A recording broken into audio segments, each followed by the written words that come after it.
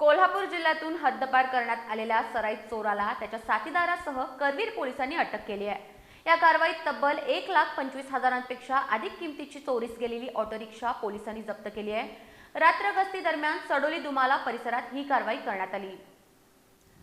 सोमवारी पहाटे 4 वाजण्याच्या सुमाराला सडोली दुमाला तालुका करवीर इथं रात्र गस्ती दरम्यान करवीर पोलिसांना रिक्षातून संशयास्पदरित्या फिरणारे 2 व्यक्ती आढळून आल्या।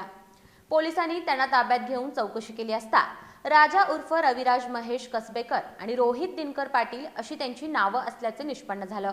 यापैकी राजा उर्फ रविराज कसबेकर हा पोलीस रेकॉर्डवरील सराईत चोर असून त्याला 1 वर्षासाठी कोल्हापूर जिल्ह्यातून हद्दपार करण्यात आलं होतं। त्यांच्या ताब्यात आढळून आलेली ऑटो रिक्षा क्रमांक MH08AQ0802 बाबत समाधानकारक उत्तरं न मिळाल्यानं ही रिक्षा चोरीची असल्याची खात्री झाली। पंचनामा करून सुमारे 1,35,000 रुपये किमतीची ही रिक्षा जप्त करण्यात आली। या प्रकरणी करवीर पोलीस ठाण्यात महाराष्ट्र पोलीस कायद्यान्वये गुन्हा दाखल करण्यात आलाय।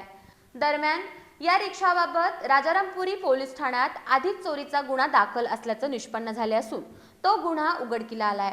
पुढील कारवाईसाठी दोन्ही आरोपींना राजारामपुरी पोलीस ठाण्यात हजर करण्यात आलंय।